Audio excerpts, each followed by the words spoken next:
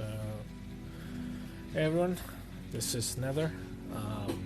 This is going to be a guide slash showcase where I talk about my Carrion Golem Necro build. A lot of people have kind of asked me here or there to make a guide on how this build actually works. Carrion Golems aren't like that rare. You'll see people playing it. But I think a lot of people don't actually know how to make a build around them properly. When I say I play Carrion Golems, they say, oh, how does it work? Why would you choose that? Why would you do it? So I'll answer that first. Why would you do Carrion Golems over, say, skeletons or specters or something like that? Well, for me, it was just about I was kind of worried at Leaguestart about getting enough specters out without gear because of the nerf, and I was kind of worried about their survivability because they're not that tanky, and I was right. Most specter builds actually have trouble with the awakener. Now golems are very tanky, and they have no issues at all with awakener. I've got awakener level 8 done already like a couple of times at least, and it's not that difficult with this build. The damage is definitely there. Knowing the fight of course is important, and not getting bugged out of the fight is also important, especially with him. I've had that a few times with him going completely invincible and never coming back. Anyway, that's not the point of the video. The point is you can definitely do all content with this, and it's really strong. Fairly cheap to get started, although I wouldn't recommend it for SSF unless you have the jewels and clay shaper to get the number of golems up, because that's the most important thing. So the main skill, of course, is summon Carrion Golem. It's right here. So I've got it linked with Awaken Melee Fizz, which I only just got. I had 2020 Melee Fizz in there, and it was fine. I did Awakener level 8 without this. I just got it. Haven't used it yet in Awakener fight.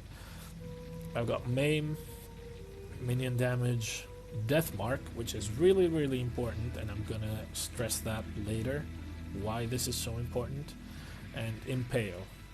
I've got that linked in Rotting Legion, which also gives level 1 meat shield.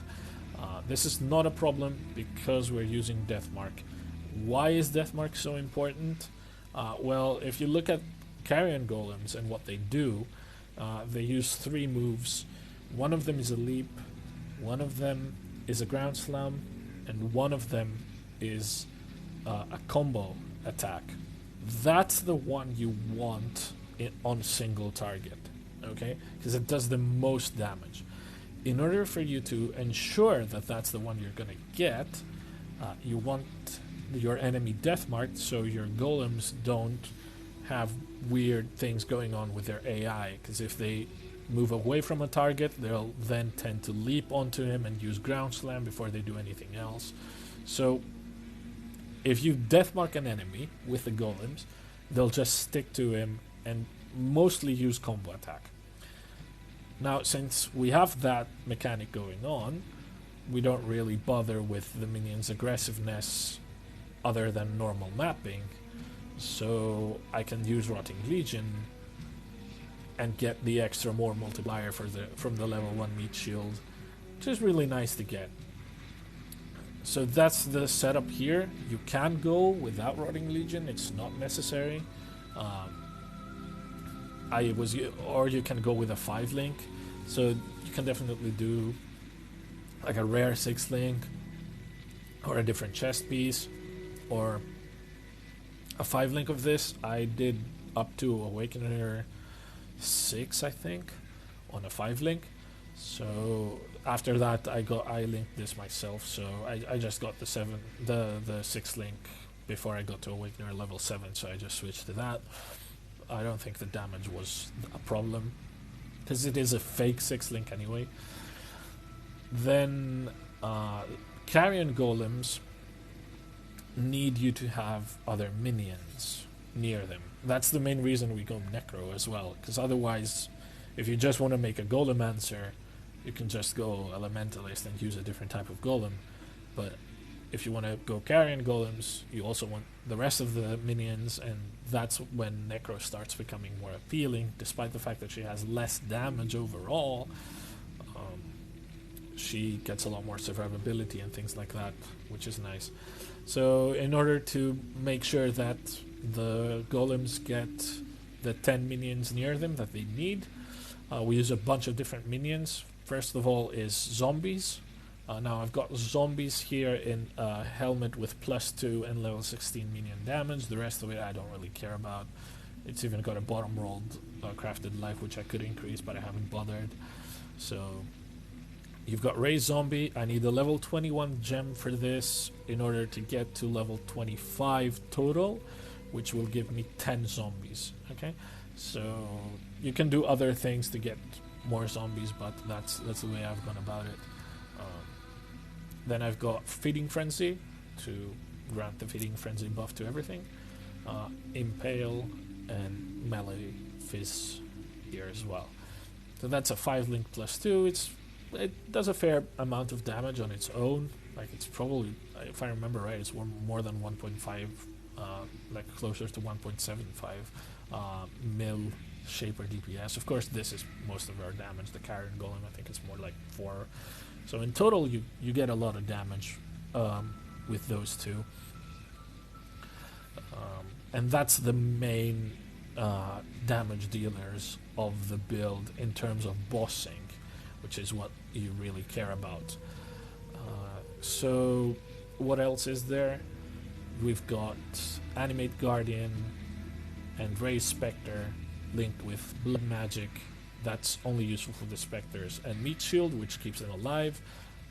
That's probably unnecessary actually, but it's nice, especially because I've got my Animate Guardian with Kingsmaker now, so it's a slightly more expensive item to have on him, so kind of want him not to die. But I was using, all the way up to Awakening 8, I was using Dying Breath instead. The rest are standard aura setup with Ambush Charge, Leer Cast, and Victorious Flight. And Southbound, the Ambush and Southbound help keep you alive. Victorious Flight and Leer Cast give the extra damage and the movement speed. And then you've got Kingmaker, but as I said, I was using Dying Breath before that.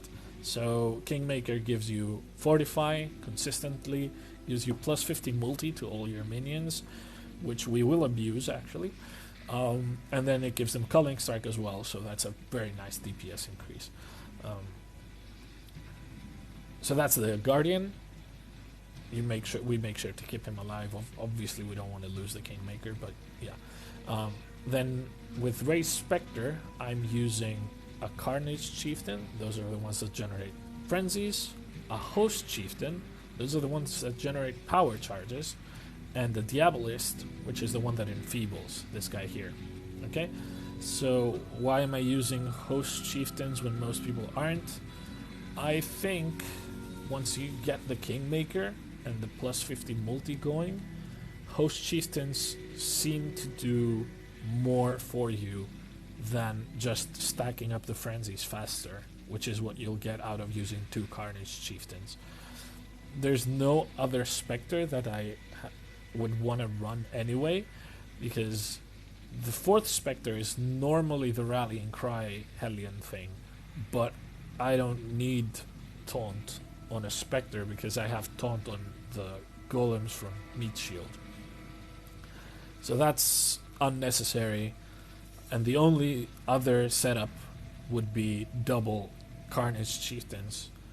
But in terms of POB, it seems that having a Host Chieftain for power charges works much better, and I could feel the difference when I gave them power charges as well. So I will believe Path of Building on this. It works much better once you have Kingmaker Aura, which gives them multi. So yeah, that's that. We have Summon Holy Relic, Pride, and Dread Banner. I've got this unlinked Holy Relic here. You can skip this, but I like it. Even unlinked, it does quite a bit of damage to white mobs, even in tier 16s. And that helps clear things with the Cyclone Casual Channeling, which I'll talk about in a bit. And it's also one extra minion to have near you, which is useful. But for the most part, I use it because it helps with clearing white, like trash mobs. It's not that useful in terms of boss DPS, but it does help a little bit. It's not completely irrelevant. It does a few 100,000 damage, even unlinked. That's a strength of Necromancer. You get so much minion damage, so many plus levels, that things scale naturally, even without support gems. If I did switch things around, like maybe remove the 45 from here and only rely on Animate Guardian, I could even get a meat shield going here, making it do more than enough damage to be considered worthwhile. But I haven't done that because I like the control of being able to do Fortify on my own. So since I mentioned this, I'm going to talk about it now. I've got Leap Slam, 45 faster attacks. That's just for me to generate Fortify on my own without having my Animate Guardian near me, because sometimes the minion will lag behind and things like that. So I just want the control. But as I said, you can remove it in favor of giving the relic more DPS or something else. Or maybe like putting Generosity for your Dread Banner, giving your minions slightly more damage. Things like that. You can do a bunch of things. Necro is very, very flexible. Then we have Desecrate Spirit Offering, cast while channeling with Cyclone. This is one of my favorite things about Necro right now.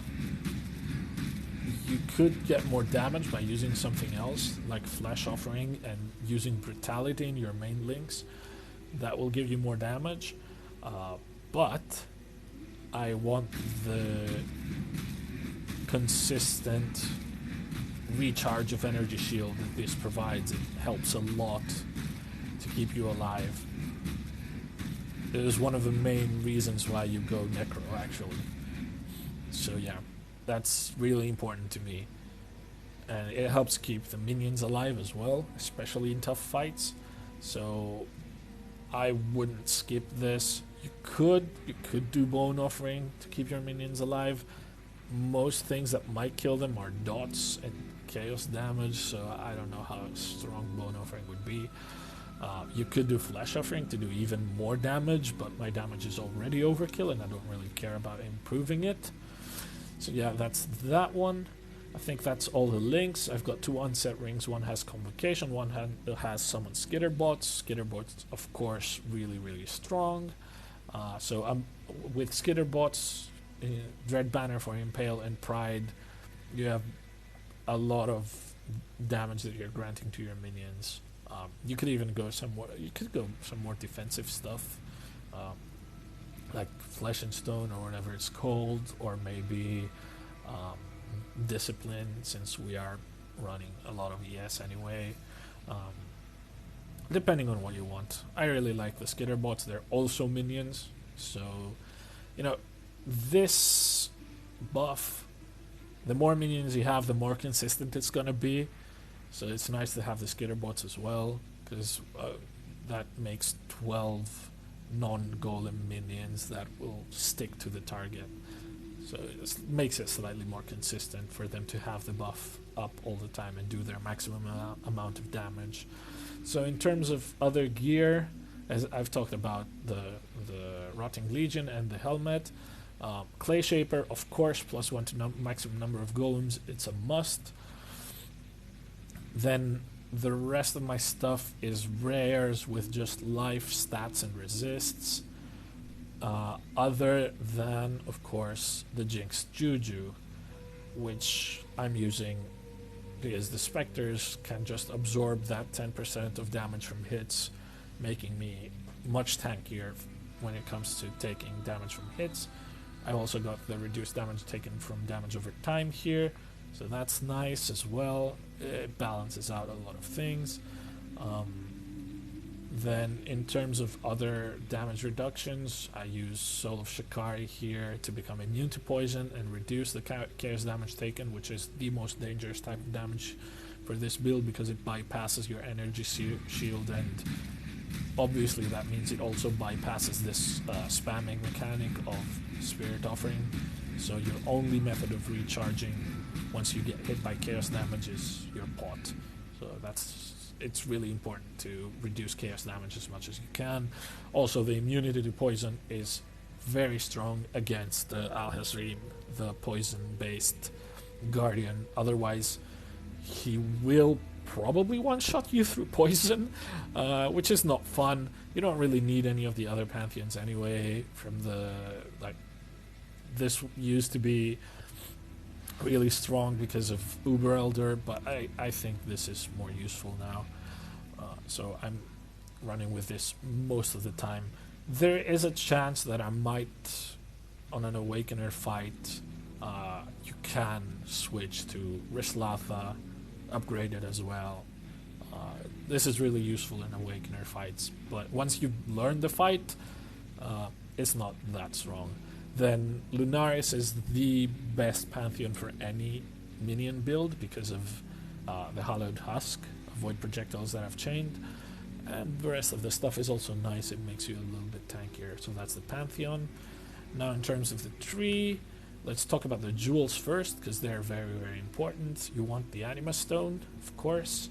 That gives you an extra golem. It will bump you to 4, and then you get 3 primordial jewels, which gives you another golem, which bumps you to 5, which I think is the maximum if you use a shield for Necro. You can go to 6 if you do use double clay shapers, and of course you can go up to 8 if you go Elementalist, but if you're going Elementalist, why are you going Carrion Golems? You should be going like Ice Golems or something like that. Those are much better for the Elementalist Golemancer build, which will probably do more damage, but also be far less tanky than this. I'm not sure I would take an Elementalist to the end game. You probably can, but I'm far more comfortable with this. Let's talk about the Ascendancy first.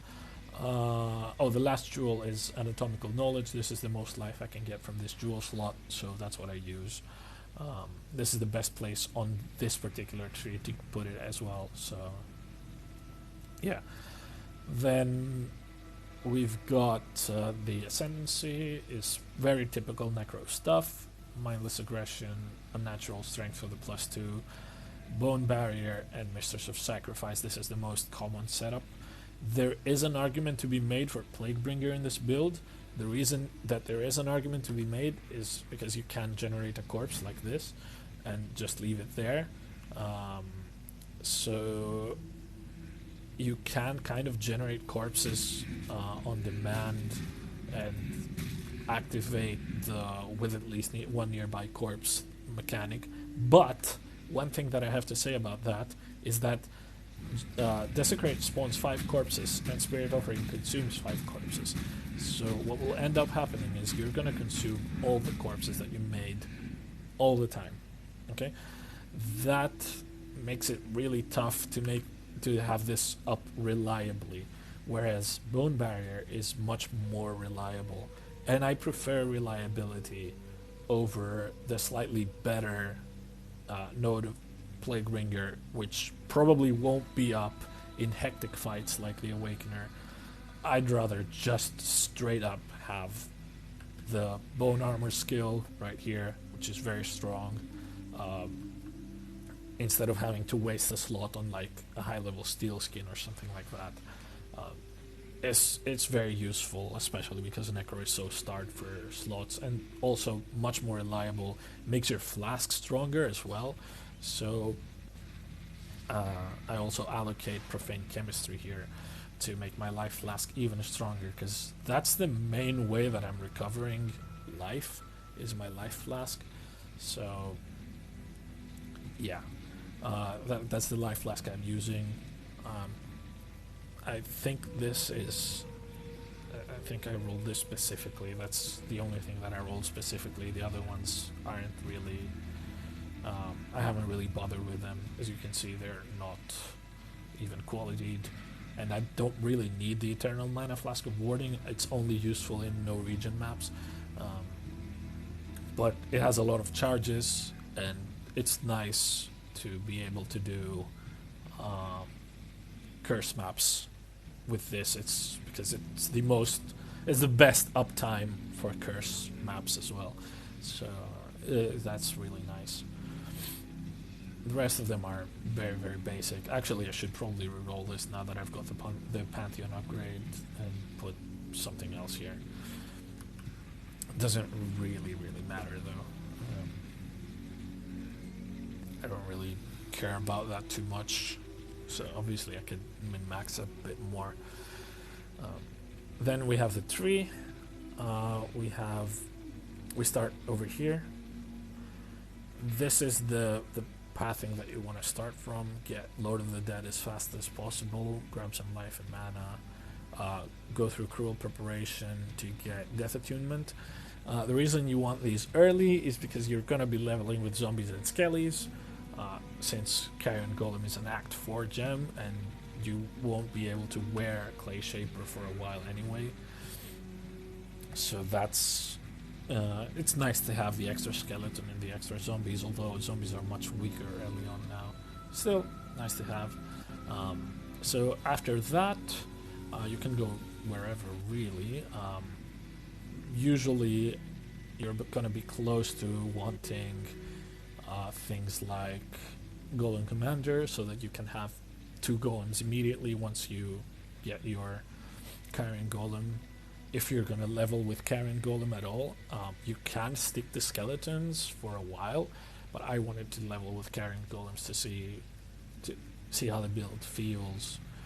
You want Fearsome Force to increase the area of effect of your zombies and golems, make their stuff, cover more area.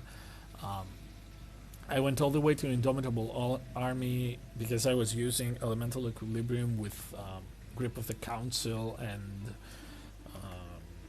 Generosity Hatred. That's why I have some fire damage here, so that I can proc Elemental Equilibrium.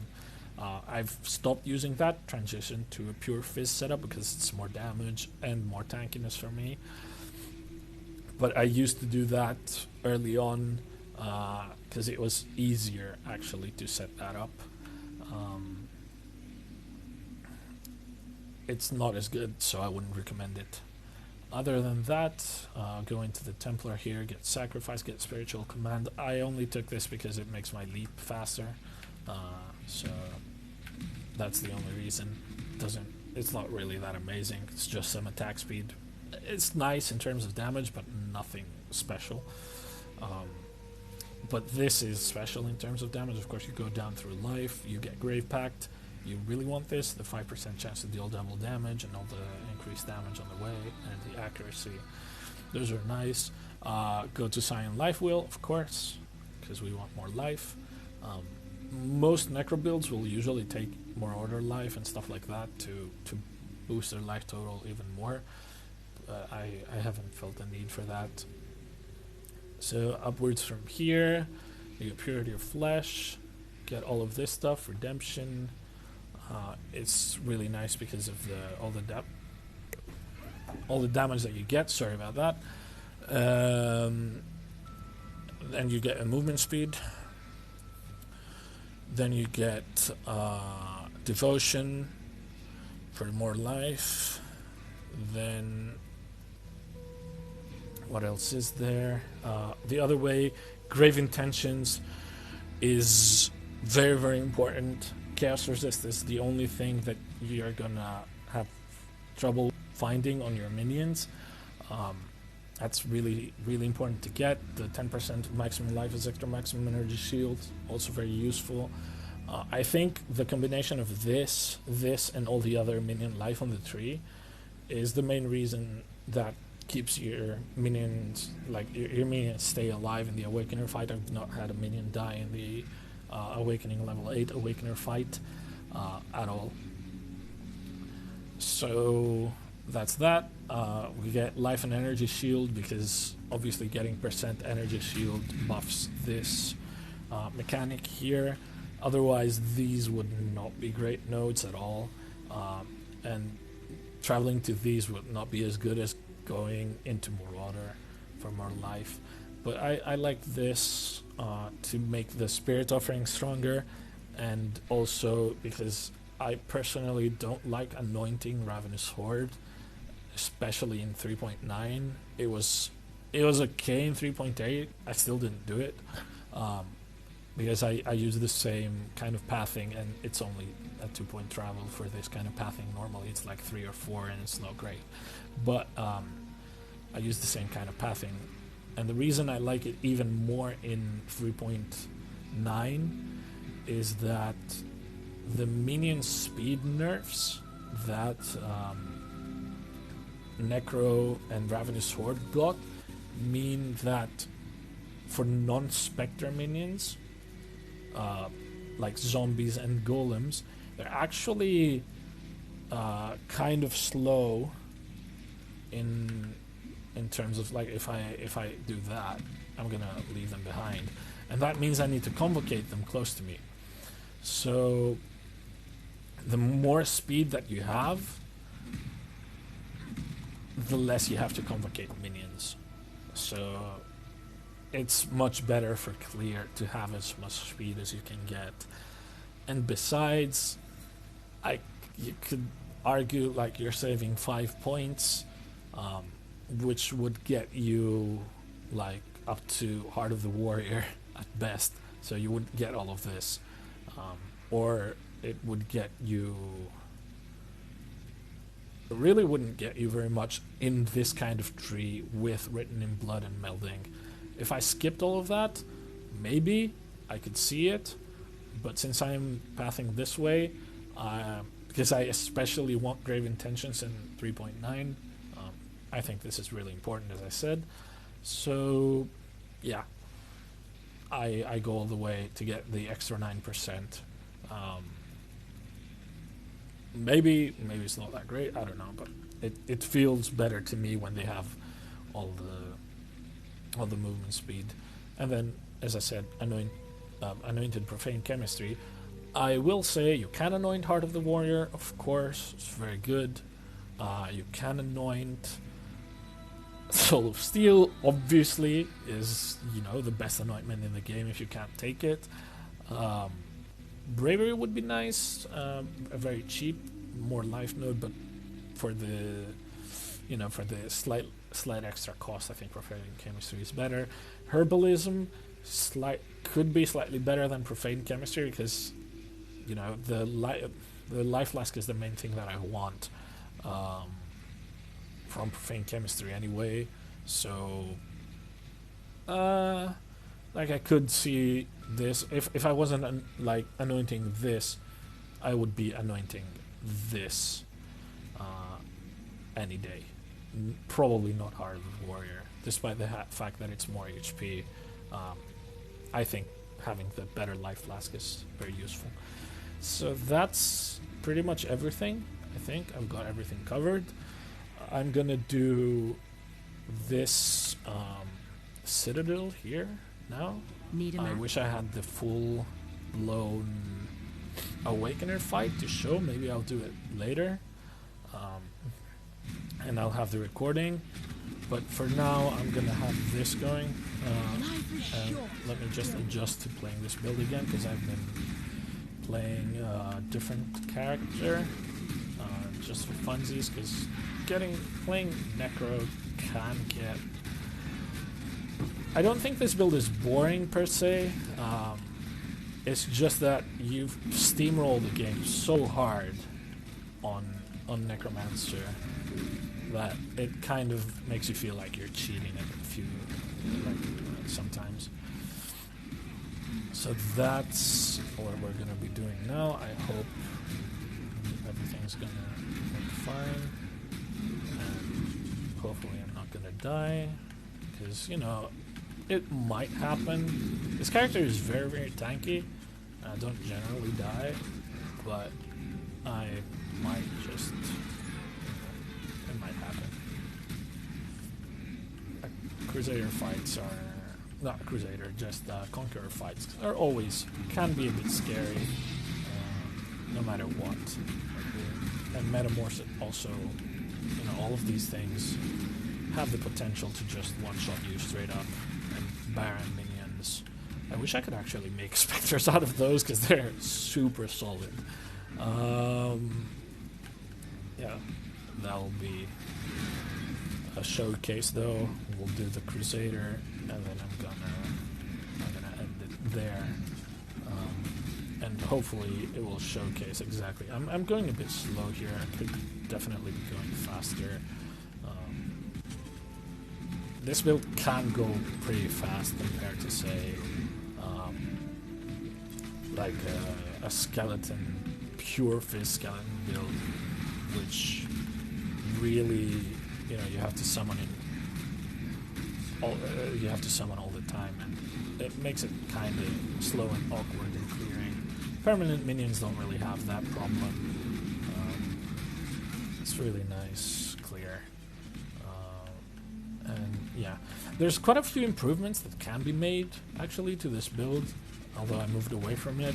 I'm probably gonna come back to it once I get bored of playing around with something much worse and wasting currency on it just because I don't want to be steamrolling the game so hard. But I don't really have any inclination to play many other things this league, probably because my first character, this one, was so good, even with very little investment. Okay, so let's kill this guy. Let's be a bit careful, because obviously, as I said, one-shots can happen. Just play around your bone armor a bit, and there you go. That's the fight. Yeah, I know, that was, what, a few seconds, maybe? Yeah, that's kind of the reason why I wanted to play something else. Shall we do the Metamorph as well? I think we can do the Metamorph as well, if it's any good, because I don't... Is something hitting me? No, I just lost the... Okay. So, Blight Oils, we're just gonna get those. We're gonna put this because it's harder. Yeah, let's just put this because it's the rare. There you go. Now, Metamorphs can just one-shot you. It happens. It doesn't mean a build is bad. Like, sometimes you have to play carefully. Like, now that I don't have bone armor, I'm just gonna go away, and then I'm gonna come back to get the auras in range, and he's down. You really can just get one-shotted out of nowhere. You can't see anything anyway, so I just play like a pansy on these. Just get the death mark on them. Use the bone armor to stick close to them with pride. And then once the bone armor runs out, I just run away from them to make sure that I don't die. Because they can simply and will simply one-shot you, especially in tier 16 maps. I don't remember what this was. Let's see, actually. Let's see what this one was. That was 15. But in tier 16 maps, they will just one-shot you, and in Tain's Lab, they will just one-shot you. And for the most part, I haven't really seen many rewards from them, so I tend to skip them. But for the guide, I just decided to do it.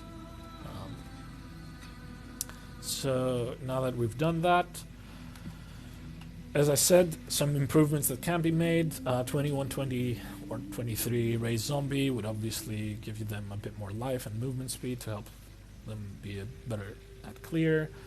21 level Carrion Golem. I'm trying to actually make those myself instead of buying them out straight up, because I don't really need to buy them. The damage is perfectly fine as it is. So I haven't felt a need to buy them. So I'm just trying to make them on my own. But of course you can't just buy them straight out. What else can you get? Obviously This can get a few levels and it will be better. Awakened minion damage can also help.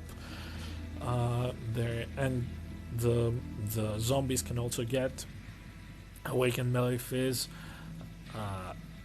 You can switch setup to Awakened Brutality. Awakened Brutality would be so much damage, but it's so overkill.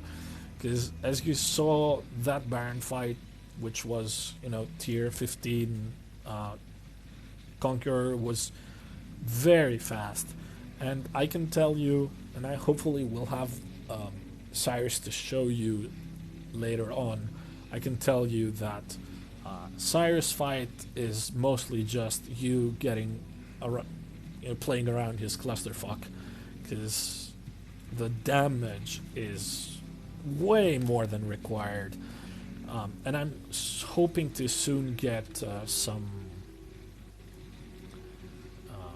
showcase of Hydra. No, not Hydra, sorry. I'm missing Minotaur. I just read Hydra there. So I'm missing Minotaur to get a showcase of Shaper and hopefully Uber Elder. I haven't chased them at all this league. I was going after Cyrus all the time because it was the new thing. And I really don't think the 4x life on Shaper complicates the fight that much. It's just the same fight. We know the mechanics. He just has more life. But if he had 20 million HP before, and I have 5-point-something million Shaper DPS, well, instead of being able to DPS him down in 4 seconds, now I'm gonna be able to DPS him down in 20 seconds at worst. That's still a very easy fight, I think. So I didn't really feel any challenge towards doing that. I was more into chasing the Awakener and confidently saying that I can kill him. Which, yeah, I can confidently say that I can kill him as long as the fight doesn't bug out, because all of my losses of Awakener fights have been to bugs as of now. I've had him 3 times now become invincible and not come back. The bug where his chair stays up in the air and he becomes invisible. A few people have showed it. I think I was one of the first to show that bug, actually, but people didn't really catch on when I showed it. So that's that. Yeah, this is the build.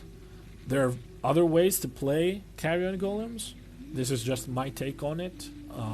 I won't claim that it's the best take on it. There's probably better ways to play it. But this is what I did with what I got on Leaguestart. And it was very successful. And honestly, if you ask me, if this kind of build doesn't get nerfed, like the Carrion Golem variant, I'm probably going to be playing this every league until they bust Necromancer and make her go 6 feet under. This was very strong and very easy to play and very satisfying to play. I really love the play style of spinning, killing all the white mobs with your Nova from the relic, and then these guys doing all the damage in single target. Yeah, definitely would recommend this build. You can get all the way to yellow maps with just Clay Shaper, so you don't really need the Anima Stone or all of that stuff. Of course, they're nice to have. And as I said, I did all the way to T16s with just the 5 link, because you have to go all the way to T16s to get Awakener level 6, of course. So yeah, thanks everyone. Thanks for watching. Cheers.